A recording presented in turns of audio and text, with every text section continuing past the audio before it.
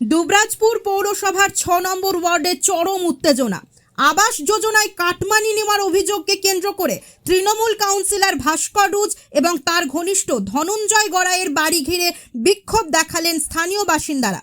অভিযোগ, আবাস যোজনার ঘর পাইয়ে দেওয়ার নামে সাধারণ মানুষের কাছ থেকে কাটমানি নেওয়া হয়েছে।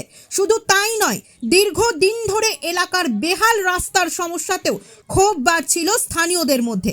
আর সেই ক্ষোভই এদিন বিকেলে বিস্ফোরিত হয় বিক্ষোভের মাধ্যমে। তৃণমূল কাউন্সিলরের ঘনিষ্ঠ ধনঞ্জয় গড়াইকে কাছে পেয়ে তাকে চড় থাপ্পড় এবং চটি উঁচিয়ে মারে উত্তেজিত জনতা। পরিস্থিতি ক্রমশ উত্তপ্ত হয়ে উঠলে ঘটনাস্থলে পৌঁছায় দুবরাজপুর থানার পুলিশ এবং কেন্দ্রীয় বাহিনী। পরে পুলিশ হস্তক্ষেপ করে পরিস্থিতি নিয়ন্ত্রণে আনে। ঘটনাকে ঘিরে এলাকা জুড়ে ব্যাপক চাঞ্চল্যের সৃষ্টি হয়েছে, যদিও এ বিষয়ে মুখ খোলেননি তৃণমূল কাউন্সিলর। প্রদীপ দাসের রিপোর্ট, নিউজ বার্তা। টাকা দেওয়া টাকা নেওয়া দুটোই অপরাধ, যে দিচ্ছেন সেও দোষী হবেন। কেস থাকেও লোক কিন্তু আমি বলে দিচ্ছি, নোংরামি কিন্তু করা যাবে না এলাকায়। যেটা থাকে স্পেসিফিক কমপ্লেন থাকে, কমপ্লেন দেবে, এরকম নোংরামি করা যাবে না। আমি বিকালবেলা বেরোলাম ঘর থেকে, এসে দেখছি গাদা জনরোষ কাউন্সিলরের বিরুদ্ধে।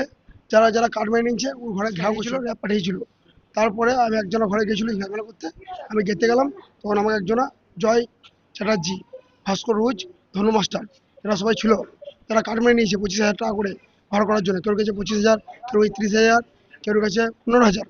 ওইগুলো ফেরত দেওয়ার জন্য গাদা লোক ছিল, ঠিক আছে। ওইগুলো ফেরত দেওয়ার জন্য কোনো গল্প করে নাই।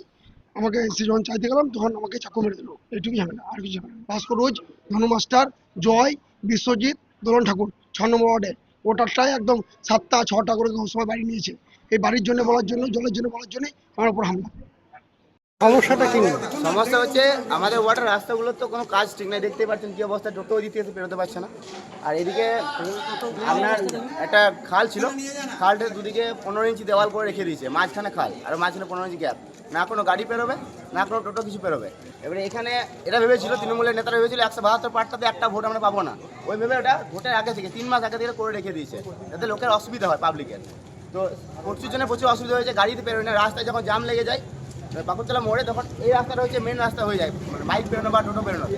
তো পুরোটা তখন মেন হয়ে যায়। কিন্তু এমন রাস্তা করে দিচ্ছে, না একটা গাড়ি বেরোতে পারছে, না ছোটো বাচ্চারা বেরোতে পারে। এমনকি সামনে বাড়িগুলোতে প্রায় 5-6টা বয়স্ক মহিলা আছে, যদি কাউরে কিছু হয়ে যায় এটা মারুতি নিয়ে বা অ্যাম্বুলেন্স বেরোনোর ক্ষমতা নেই। এই অবস্থা করে রেখেছে এই সরকার আমাদের। সেই কারণে কি বিক্ষোভটা? সেই কারণে বিক্ষোভ। তারপর আপনার তো এই কাটমানি না কি বলছে, সব বাড়ির জন্য সব ঘর বাড়ি করেছে, সবার কাছে 20,000 25,000 টাকা নিয়েছে। যতগুলো বিল্ডিং হয়েছে, সামান্য বিল্ডিং হয়েছে, 20,000 টাকা জমা নিয়েছে, 25,000 জমা নিয়েছে। কার বাড়ি ঘিরে বিক্ষোভ? এই ভাস্কর আমাদের কাউন্সিলর যে আছে। দেখুন, দুবরাজপুরে 6 নম্বর ওয়ার্ডে কলুপাড়াতে একটি ঘটনা, যেটা আমরা শুনলাম, জানি না কারা এবং কিভাবে ঘটিয়েছে, কিন্তু পুলিশ প্রশাসন পৌঁছেছে এবং পুরোপুরি পুলিশ প্রশাসন সেটার উপর নজরও রাখছে। আগামীতে কোনো ঘটনা যাতে না ঘটে, কোনো ব্যক্তি দ্বারা, কোনো গোষ্ঠী দ্বারা যাতে কোনো ধরনের ঘটনা ঘটাবে, এর দায় সম্পূর্ণভাবে সেই ব্যক্তিদের থাকবে। প্রশাসন কড়া হাতে ব্যবস্থা গ্রহণ করবে। ভয়মুক্ত সমাজ গড়াটাই আমাদের কাজ। ভয় আউট, ভরসা ইন।